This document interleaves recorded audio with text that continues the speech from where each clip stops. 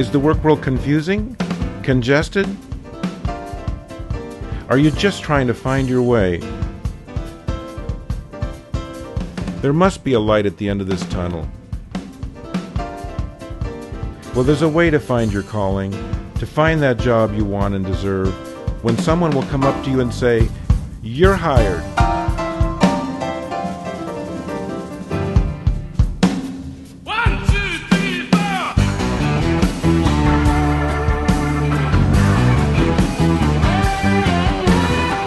Hi, I'm Steve Piazzale, a career and life coach, and welcome to You're Hired, a show about jobs and careers in which we answer questions such as, how do I find work that makes me come alive? How do I get that job I want and deserve? How do I be successful in a different country from which I come, right?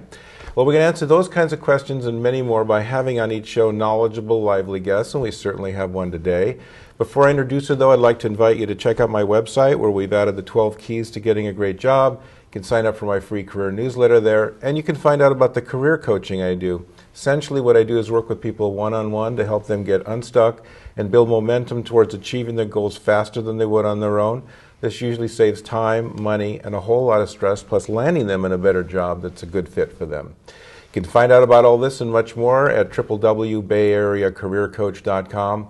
That's www.bayareacareercoach.com.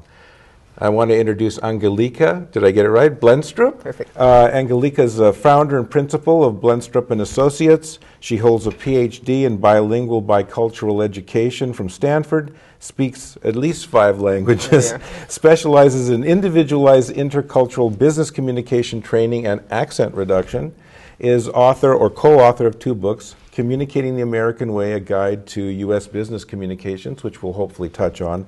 But the one we're going to focus on is They Made It, a book about international leaders who were successful in the U.S.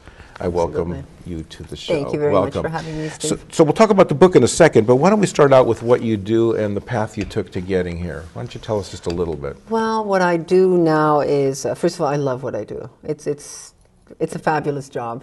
I work with international executives and not so high executives and help them really to make sense out of communication issues in the United States, understand the communication nuances and the differences. For instance, we work on accents.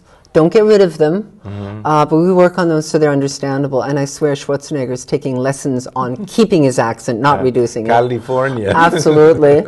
We also work on presentations. Presentation is totally different in the United States than it is somewhere else. So we do a lot of rewriting and training, giving presentations. And recently I've added working with people on their personal brand. And teaching a little bit about social media, which is, of course, very apropos nowadays. Is this like your passion at this point? This seems like a really wonderful service that you're providing. Oh, it's absolutely fabulous. I just finished teaching a class at Stanford, continuing studies on this personal branding, and it's a kick. Okay. It's really a lot of fun. So let's talk a little bit about the book. Why don't we show the audience the book, maybe just lean it a little bit forward. Thanks. And tell us what's in the book and why you chose to write it. Well, there are interviews by many, many foreign leaders, entrepreneurs in Silicon Valley, and some Americans, because I wanted to see what did they think of the role that foreign immigrants played in the Valley and in startups. And 55% of all companies in the Valley have had one or more co-founder who was an immigrant, founded, like Sun Microsystems, Google, Yahoo, etc. We can go on. And I belonged to Inter-French. We had an executive club, French executive club, which I led for a couple of years with lots of volunteers. And we had all the French executives come, and so they were so wonderful. I thought, why not interview them? And after I interviewed them, I said, hey, do you have some maybe Israelis or Indians or Chinese? So one person would send me to the next leader, entrepreneur, successful person. I didn't even make a list of people I wanted to interview. It was just, who do you know? They just referred you one to you. You have to talk to so-and-so. Yeah, go to talk to so-and-so, and I talked to Henry Wong, and Henry Wong sent me to Samba Murthy, and Samba sent me to Raj Singh, and Raj Singh sent me to Suhas Patil, and it just kept going, and it was just, I mean, every time I talked to them, I was sitting at people's feet and just thinking, wow, aren't I lucky to be doing this? So you actually, if I remember right, in my reading of the book, you covered quite a few cultures there. I covered, I covered a lot. I think it's on the title of the book, where Chinese, French, German, Indian, Iranian, Israeli, and Wow. Probably some others. Wow. Okay, so let's dive into the content of it. Okay.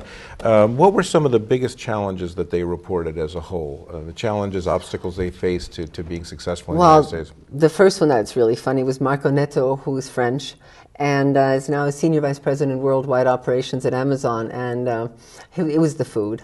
The food? I mean, he's an incredible guy, but he was saying when he first came to Carnegie Mellon, to face, as a real Frenchman, to face the food was just really, really hard, you know. I thought you were going to say something like the language or prejudice. No, but the language, let me tell you about Wu Fu Chen. Wu Fu Chen is an incredibly successful Taiwanese entrepreneur, and he had finished Taiwan University, which is one of the best, and came to Berkeley. He wanted to be admitted to the Ph.D. program. He thought he'd get some computer question, and there were 9 or 10 students and 3 or 4 professors interviewing them to get in the Ph.D. program, and they asked him something like, well, what do you think about the future of computing and mainframe? And his English was really awful, so he failed. He did not get into the PhD program, and then he vowed, he said, I'm going to give myself 10 years, and I will become successful in building a computer and having a startup, and he did. And he said, it only took me 8. He's a very, very, very So are you well-known. saying acquisition of the language is a key part of them being able to Absolutely. get over that obstacle to be able to speak fluently? Absolutely. Steve Wesley, who was the controller of California, who was my student when he was 18 at Stanford University when I was teaching Spanish. He said he thinks one of the important issues is that people really learn good English. It is a hindrance, especially in the job. And any other obstacles that they've met? Anything else that came up where I mean, culture, of course, the culture. I think a lot of people think that Americans are very direct culture. In fact, they are not at all. It's a very indirect culture, and you really have to know the language. It seems to me, I think... It's been said about me. I've heard... No, but even when you can't say, this is a glass, or you did a bad job. You have to do, well, it seems to me that you might possibly have done something in this way. Or they do you know what the sandwich is? Oh, yes. Yeah, you know the sandwich. So you teach people good news, bad news. So those are the things that if they don't know them, it can be a real hindrance. Okay. How about the advice they had for people living here or considering coming here from another country?